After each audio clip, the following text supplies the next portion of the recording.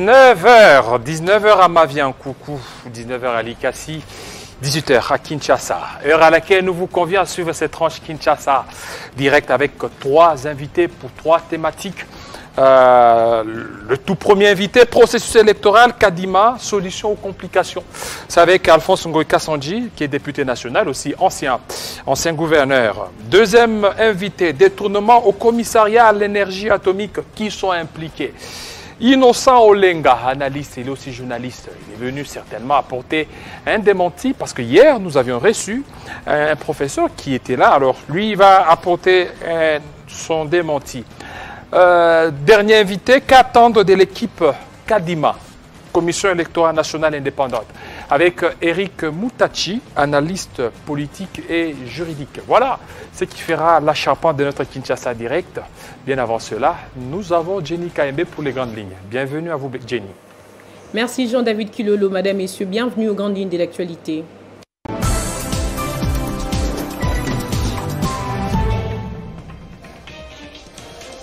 Processus électoral en République démocratique du Congo. L'équipe Kadima a officiellement pris ses fonctions ce vendredi. Au terme de la cérémonie des remises et reprises, dans son mot des circonstances, le nouveau président de la Commission électorale nationale indépendante a promis de ne ménager aucun effort pour offrir au pays des élections crédibles dans les délais constitutionnels. Ouvert le 27 octobre à Kinshasa, les travaux de la grande commission mixte RDC-Angola ont pris fin ce vendredi. 3 jours ont suffi pour les experts des 2 pays d'évaluer l'état de la coopération bilatérale entre Kinshasa et Luanda, ainsi que le moyen de la consolider. Les Baumatraciens en colère, ils étaient dans la rue jeudi pour dénoncer la paralysie des activités portuaires qui pourtant rassure la survie de la population de ces coins. Les manifestants ont déposé leur mémo au maire de la ville, Marie-Josée Nyongo, qu'ils accusent des manques de management et des visions pour diriger cette grande ville. Au Gabon, l'ancien directeur des cabinets du président Ali Bongo Brice Lacruche est condamné à 5 ans de prison ferme et 5 millions de francs CFA d'amende. Ce dernier était incarcéré et poursuivi dans plusieurs affaires. Il passe désormais de Facebook à Meta, un changement sur fond des critiques selon les médias internationaux. Son cofondateur et PDG Mark Zuckerberg précise que ce nouveau nom souligne la nouvelle priorité du géant du numérique. Merci à tous de votre fidélité à Télé 50. Retrouvez Amina Bayombo à la grande édition de ce soir. Entre-temps, Kinshasa Direct se poursuit avec Jean-David Kilolo. Téléchargez les infos Télé 50 sur www.tele50.cd. Voilà, merci. Merci à vous, Jenny Kaembe. À la dernière information, le banc syndical de l'EPST vient d'élever la grève.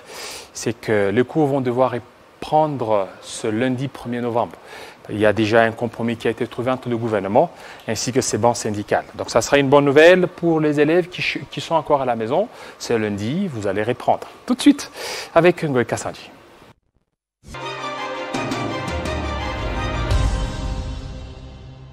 Il y a eu remise et reprise à la centrale électorale entre l'équipe de Corneille Nangaa et celle de Denis Kadima. Nous allons en parler avec Ngoï Kassanji. Bienvenue. Merci Jean-David. Voilà, êtes-vous satisfait du travail que vous aviez abattu? Parce que vous étiez aussi membre de la commission paritaire. Oui, une commission paritaire très décriée. Bien décriée. Parce qu'il n'y avait rien de paritaire dans cette commission. Bon, comme je l'ai dit toujours, la République ne peut pas se soumettre aux caprices de certaines personnes ou regroupements d'hommes qui militaient pour les glissements. Donc, on ne peut pas. Est-ce que vous êtes fier de ce que vous aviez fait? Vous êtes fier vraiment d'un travail où il y a trop de contestations, un travail où il y a beaucoup de suspicions, mais malgré, il y a un candidat qui est passé, il y a investiture, il y a prestation de serment et tout ça. Vous savez, Jean-David, que l'unanimité n'est pas la démocratie. Mais alors, si nos objectifs, nos buts sont justes, ceux de permettre à la République d'organiser les élections transparentes et crédibles dans les délais constitutionnels, eh bien, on va de l'avant. Malgré des forcings, vous savez, il vous rappellera qu'il y a eu des forcings par rapport à la nomination des magistrats au niveau de la Cour constitutionnelle, forcing, les bureaux de Mabunda, forcing, CENI, forcing. Vous ne voyez pas qu'il y a trop de forcing, ça en est de trop, vous ne trouvez pas ça? Je ne sais pas ce que vous appelez forcing, parce que... Oui, mais regardez les conditions dans lesquelles s'est déroulées toutes ces cérémonies. Ce sont des conditions un peu tumultueuses. Bon, mais le Conseil supérieur de la magistrature, s'agissant de la mise en place des membres de la Cour constitutionnelle, bon, le Conseil supérieur de la magistrature a joué son rôle, le président de la République a joué son rôle. Je ne vois pas par où il y a forcing. Donc, permettre à la République, Jean-David, permettre à la République d'organiser, de respecter le délai constitutionnel, est-ce un forcing? Ou soit il faut toujours que les Congolais s'habituent au glissement, et ceux qui n'ont pas la légitimité accèdent au pouvoir, ils travaillent pour qu'on y aille, et puis accéder au pouvoir sans légitimité.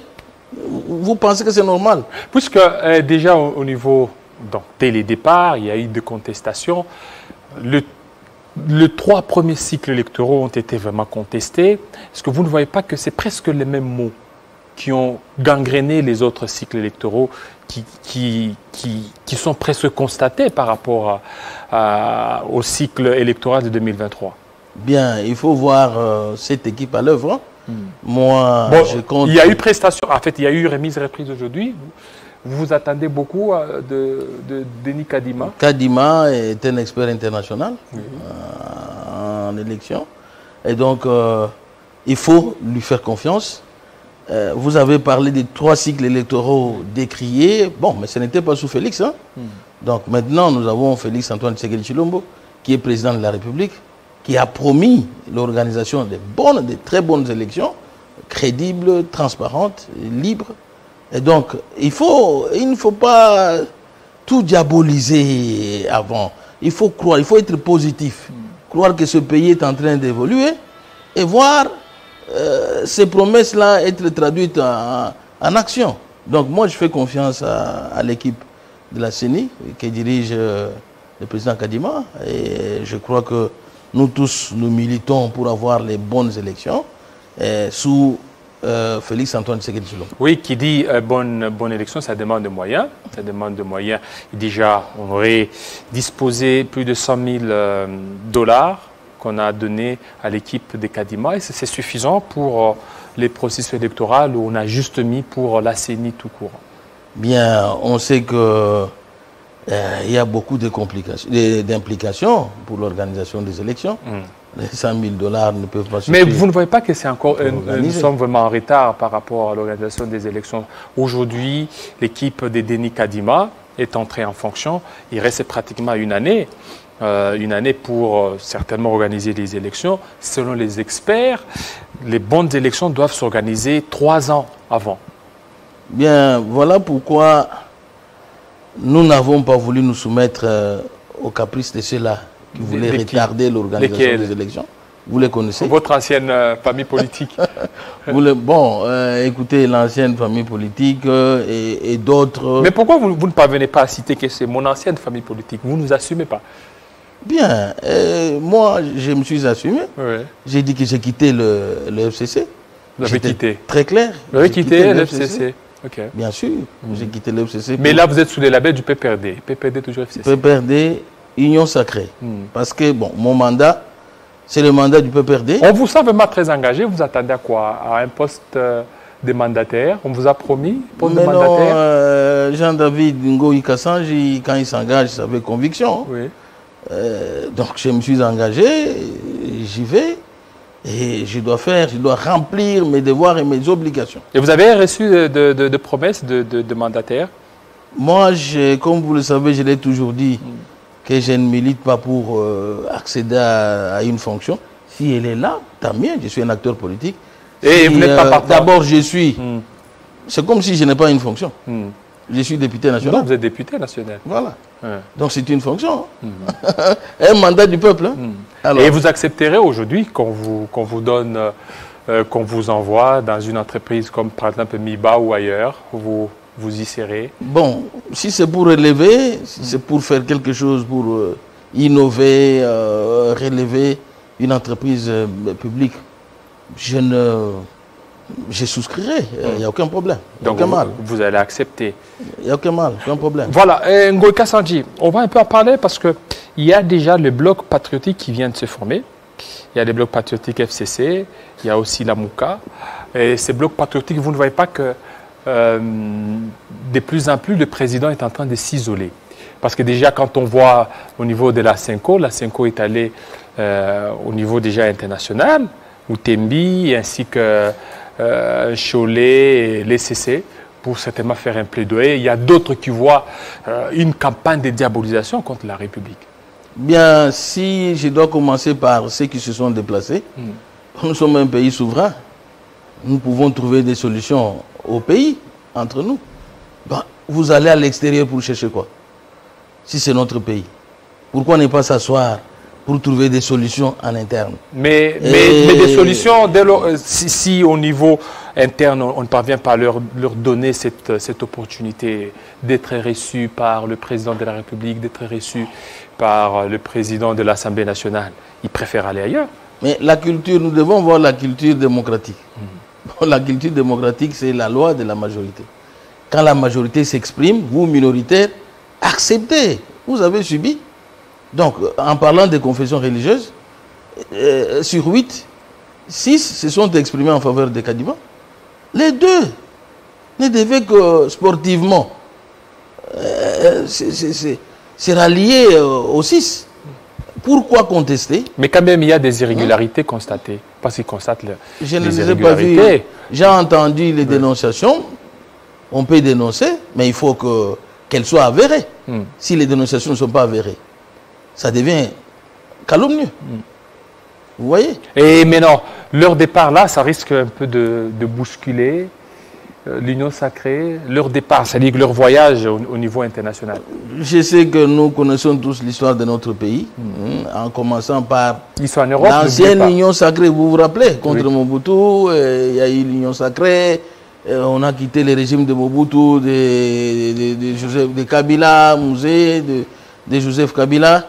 Et bon, les délégations sont toujours parties en Europe. Entre-temps, la République évolue, avance.